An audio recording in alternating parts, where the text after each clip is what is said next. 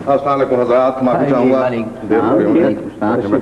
तशरीफ रखें, बैठे बैठे बैठे। शुक्रिया।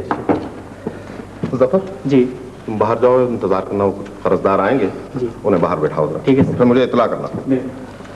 जी रहमानी साहब, वो मैंने अपने तमाम जानने वालों को टेलीफोन पर इत्तला दे दी थी कि इजलास में शिरकत के लिए पहुंचे, और वो नादहिंदगान जिनके नाम अखबारात में शाया हुए हैं, मेरा ख्याल है उन्हें भी इत्तला हो गई है। जी हाँ, सबको इत्तला दे दी गई है। हाँ, वो आपने कुछ मोटे मोटे कर्जदारों को कांटेक्ट करने का वादा किया था। जी हाँ, 2 तो ये बैठे हैं।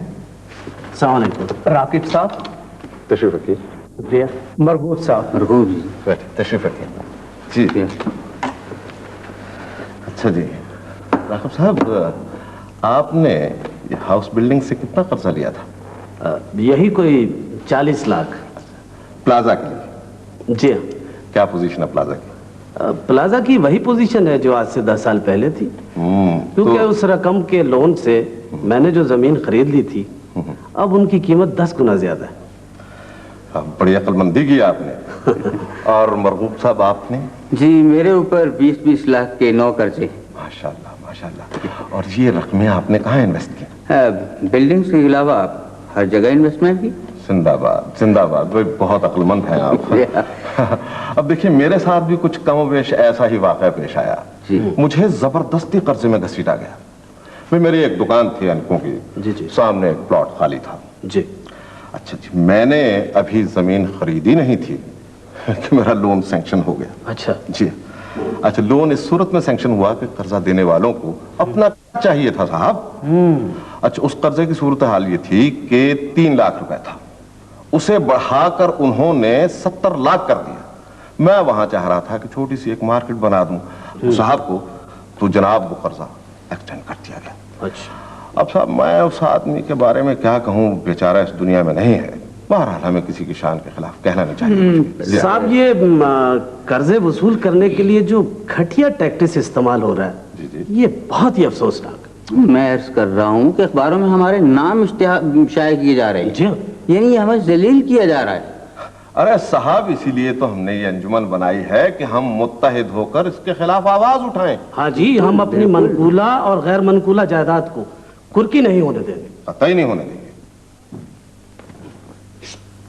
ऐसा करके गुस्ल खाने में जाके मुंह हाथ धो ले, और तौलिया और साबुन साथ ले आना। मैं यहीं हूँ। सुनिए, वो ये कहाँ है? ये वहाँ है। ये वहाँ है। अच्छा अच्छा। मैं कहाँ जा रहा हूँ? आइए आइए साहब, आइए आइए। Very sorry. कोई बात नहीं, कोई बात एक्सट्रीमली रॉन्ग नंबर जी। नहीं। ओहो, देर से सही आप आए तो सही। आइए तशरीफ लाइए। तशरीफ लाइए। यहाँ तो चाय भी है, पेस्ट्रियाँ भी हैं। सब कुछ आप ही के लिए है। बैठे, तशरीफ रखें, आए please. Thank you, thank you. ये my player sir, my player. ये हाँ, पेस्ट्री आप लो, लो, लिए। लो। अच्छी। हाँ। आप भी खाए ना? खाया। ये आपकी शक्ल खासी मानूस लगती है। हाँ जी, मनहूस शक्ल आपको मनहूस नहीं लगेगी तो फिर और क्या लगेगी? भाई मानूस करे यानी जानी पहचानी। हाँ जी, वो जानी पहचानी तो हम दरअसल पुराने कर्जदार हैं ना जी, तो कर्ज खाओं को हमारी शक्लें जानी पहचानी लगती है। दरअसल वजह ये है कि हम कर्ज लेके वापस नहीं करते ना। तो बस हमारी उनको शक्लें याद रहती है, पैसे भूल जाते हैं। बात ये है कि भाई हम यहाँ सब कर्जदार हैं और इसीलिए इकट्ठे हुए हैं। हाँ जी, हाँ। यहाँ जाहिर है कि इत्तेहाद के लिए इंसान को इकट्ठा तो फिर होना पड़ता है।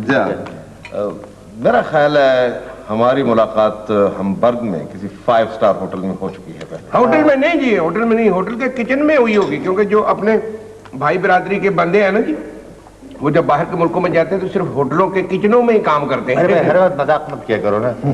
ये बताओ कि तुम जब हम पिछली दफा यूरोप के सफर पर गए थे, हाँ। कहाँ गए थे याद नहीं? हाँ, मुझे याद है। हैम्बर्ग भी गए थे। सबसे पहले हम गए थे मरीज के, फिर गए थे गुजरावाले, वहां से गए थे चीचावतनी, फिर पत्तों की, फिर वापस आए। भाई वो तो जमीनों के सिलसिले में गए थे उन जगहों पे। कारोबार के सिलसिले में जब हम यूरोप गए हैं। अच्छा अच्छा, यूरोप में कह रहा, तुम यूरोप में जब गए, तो यूरोप में जब हम गए ना यार, तुमने मुझे इसका बताया नहीं, अगर मैंने फिर गलत बता दिया तो मुझे को मारना नहीं। तो यूरोप में जब गए ना, दफा करो तो यूरोप बस हो गया। بہت مزہ ہے ان کی طبیعت میں.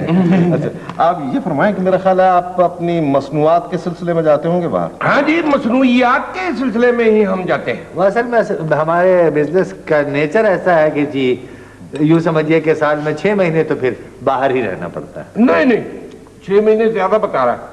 6 مہینے سے کچھ تھوڑا سا کم ہم باہر رہتے ہیں، باقی ہم زیادہ تر اندر ہی رہتے ہیں. آپ کا تو لاکھوں کروڑوں کا بزنس ہوگا. نہیں بزنس نہیں ہے ہمارا، لاکھوں کروڑوں کا صرف چکر ہے. بھائی لکھ پتی اور کروڑ پتی چکر دے کر ہی تو بننا ہے، کوئی ماں کے پیٹ سے تو پیدا نہیں ہو رہے تھے.